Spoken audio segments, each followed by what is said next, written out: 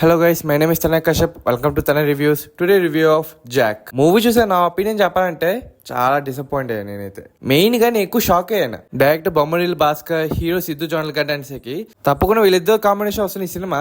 Minimum engage చేస్తుంది, movie బాగానే ఉంటది, యావరేజ్ గానే ఉంటది అని ఏదో కొంచెం ఎక్స్పెక్టేషన్ పెట్టుకుని ఉంటే మరి ఈ లెవెల్ డిసప్పాయింట్ చేస్తాను అనుకోలేదు. Bommarillu Bhaskar last movie most eligible bachelor movie బాగానే ఆడింది. అండ్ మూవీ మంచి ఎంగేజింగ్ గానే ఉంటది. And Siddhu Jonnalagadda previous movie అయినా టిల్లు స్క్వేర్ మూవీ కూడా మంచి బ్లాక్ బస్టర్ హిట్ అయింది. అలాంటి సక్సెస్ లో ఉన్న వీళ్ళిద్దరు కలిసి తీసిన సినిమా మాత్రం మరి ఈ లెవెల్లో వరస్ట్ ఉంటుంది మాత్రం ఎక్స్పెక్ట్ చేయలేదు. అండ్ నా పర్సనల్ సజెషన్ ఏంటంటే అసలు తెలుగు ఫిల్మ్ ఇండస్ట్రీలో spy action comedy genre movie అనేది అసలు సరిగ్గా సెట్ అవ్వదని అనిపిస్తుంది. ఎందుకంటే ప్రీవియస్ గా వచ్చిన స్పై యాక్షన్ కామెడీ మూవీస్ అన్ని కూడా ఇలానే డిజాస్టర్స్.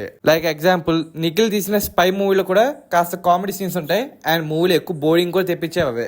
అండ్ అఖిల్ తీసిన ఇంకా ఏజెంట్ మూవీ, ఇంకా దాని గురించి అయితే నన్ను అడగను, అది ఎంత వరస్ట్ గా ఉన్నా మనందరికి తెలుసు. స్టోరీ స్క్రిప్ట్ సరిగా బాగోలేదు, ఇంకా కామెడీ అనేది ఇంకా వరస్ట్ గా ఉంటది. అండ్ ఇప్పుడు ఈ జాక్ మూవీ, అసలు ఈ జాక్ మూవీలో మెయిన్ ఫాల్ ఏంటంటే అసలు రా ఏజెన్సీని చాలా సిల్లీగా చాలా లోగా చూపిస్తుంటారు, అదే కామెడీగా.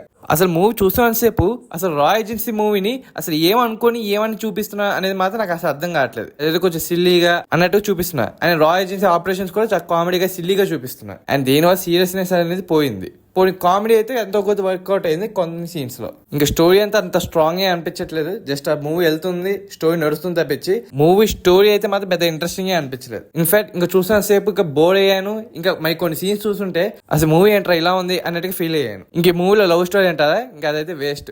మూవీలో ఏదో ఊరికే పెట్టినట్టుగా అనిపిస్తుంది కానీ అసలు ఆ లవ్ స్టోరీ మీద పెద్ద ఏ ఇంపార్టెన్స్ ఏమీ లేదు. ఏదో ఉన్నట్టుగా చూపించడానికి ట్రై చేశా, బట్ అదేమో పెద్ద వర్కౌట్ అవ్వలేదు. అండ్ నాకైతే అది సీరియస్ గా కూడా అనిపించట్లేదు. ఈ మూవీ ఎంతో కొద్ది ఎంగేజ్ చేసిన విషయం ఏమైనా ఉందంటే సిద్ధు జొన్నలగడ్డ కామెడీ టైమింగ్స్ అది ఎంతో కొద్ది బాగానే పేలాయి. కొన్ని సీన్స్ ఆఫ్ కామెడీ నేను బాగానే ఎంజాయ్ చేశాను, బట్ మరి కొన్ని సీన్స్ ఒక ఎంజాయ్ చేశాను. బట్ ఆ సీన్స్ చూసాను సేపు ఏదో డీజేటీలు మూవీ సంబంధించి కామెడీ సీన్స్ చూస్తున్నానేమో అనిపించింది. ఎందుకంటే కొన్ని సీన్స్ సిద్ధు అసలు డీజేటీలులా కనిపిస్తాయి కానీ ఆయనకంటే సెపరేట్ గా ఒక క్యారెక్టర్ ఆర్క్ అనేది కనిపించదు. అండ్ మూవీ మేకర్స్ ఈ మూవీ మీద చాలా లైట్ తీసుకున్నామో అనిపిస్తుంది. ఎందుకంటే ఈ మూవీ మీద ఎటువంటి ఇంట్రెస్ట్ కూడా లేనట్టుగా ఈ మూవీ అయితే తీసినట్టు అనిపిస్తుంది. ఎందుకంటే స్టోరీ మీద స్క్రిప్ట్ మీద ఎంతో కొద్ది ఫోకస్ పెట్టినా కూడా మూవీ యొక్క అవుట్పుట్ అనేది చాలా బాగా వచ్చేది. మరి స్క్రిప్ట్ సైకిల్ రాకపోవడమో లేకపోతే పేపర్ వర్క్ బాగుంది కానీ కెమెరా వర్క్ వచ్చేసరికి మాత్రం ఇలా వరస్ట్ గా అయిపోయిందేమో అని నాకైతే అర్థం కావట్లేదు. మూవీ చూసాను సేపు గూడాచాయ్ కిక్కు ఈ రెండు మంచి మూవీస్ మిక్స్ చేసి ఇంకా మంచి అవుట్పుట్ తీసుకొద్దామేమో అనుకుంటున్నామో మరి వరస్ట్ అవుట్పుటే బయటకు వచ్చింది. Coming to actor performance, Siddhu Jonnalagadda acting అయితే బాగుంది. బట్ ముందు చెప్పినట్టుగానే కొన్ని సీన్స్ లో టిల్లు యొక్క షేడ్స్ అయితే కనిపిస్తున్నాయి కానీ జాక్ అండ్ మూవీలో ఆయన యొక్క క్యారెక్టర్ యొక్క సెపరేట్ ఆర్క్ అనేది ఏం కనిపించట్లేదు.